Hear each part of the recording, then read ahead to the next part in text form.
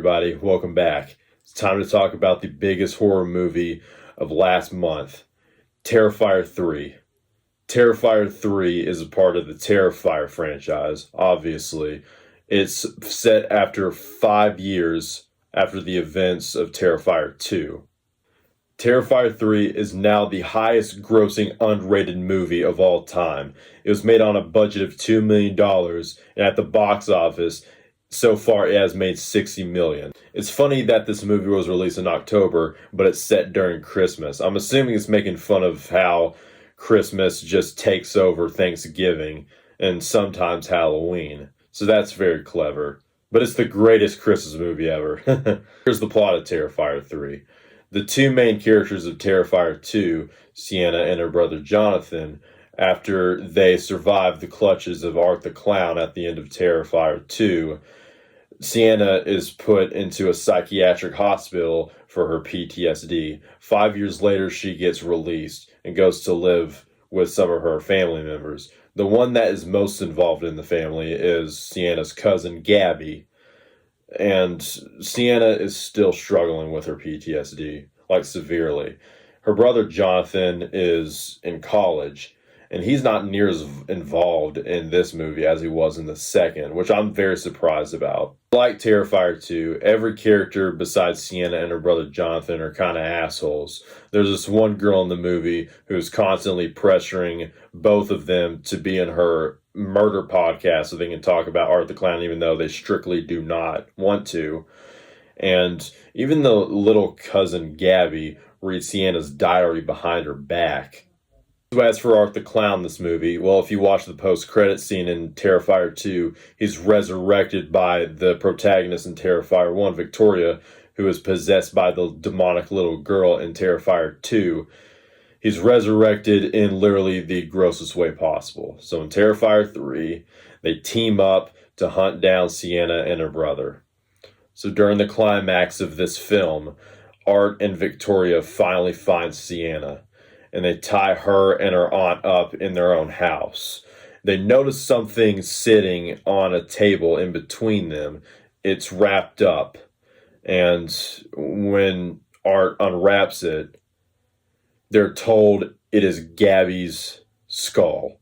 Yes, it is a fleshy skull with rats crawling on it. They both freak out, especially the aunt. Art decides to kill the aunt in a very disturbing way. He grabs a tube, puts it in her mouth, and then hammers it down her throat with a hammer. Grabs those rats, put it in the tube where they go into her throat.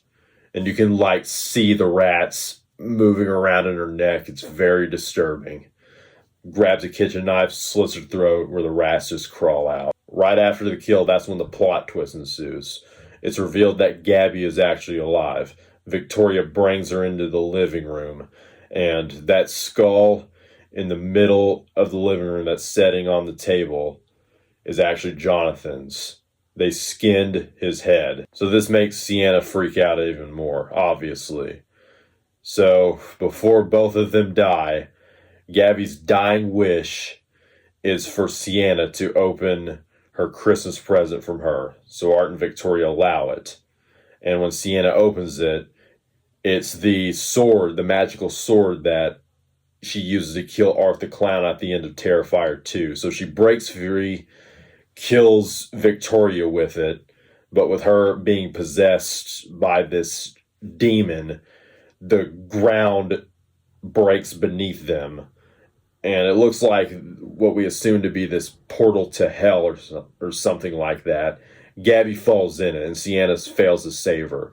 Art the Clown escapes, and I'm assuming in Terrifier 4, Sienna's gonna have to find where Gabby went, and Art the Clown is still out there. He escapes the house and then takes a bus, and that's the end of Terrifier 3.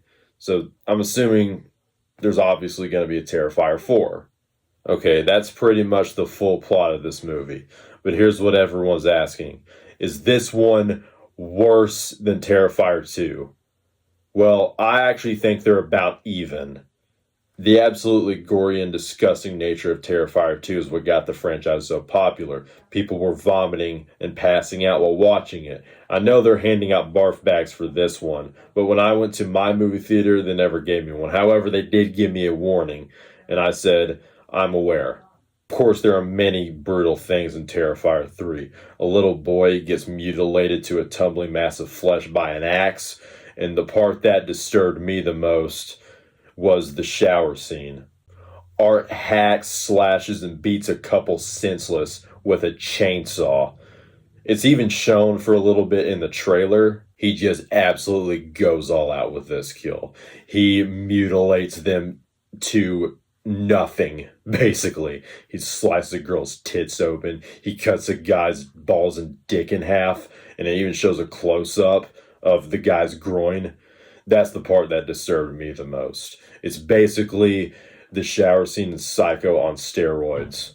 And when he's done, he does a snow angel in blood. I think the reason why this movie didn't bother me near as much as Terrifier 2 is because I watched Terrifier 2 so many times that I'm probably just numb to it by now.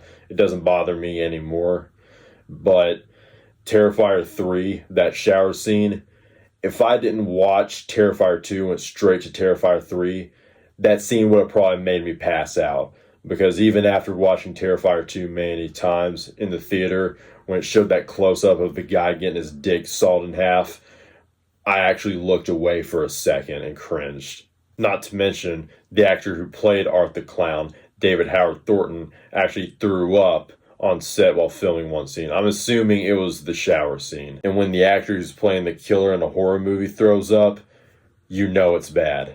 Of course, with this being Art the Clown, every kill in this movie will have you in pure disbelief. The second most disturbing scene in this movie was the part where Art the Clown is killing somebody and Victoria's watching while pleasuring herself with a piece of glass. Overall, Terrifier 3 is a great addition to the franchise. The Christmas theme with this one is very appealing. And I would like to mention that the Terrifier franchise, I really love how it has that retro feel. However, I have not seen the All Hallows Eve movies, All Hallows Eve 1 and 2. I know in All Hallows Eve 1, Art the Clown is in that, but he's not even played by David Howard Thornton. And in Hallows Eve 2, Art the Clown isn't even in that one.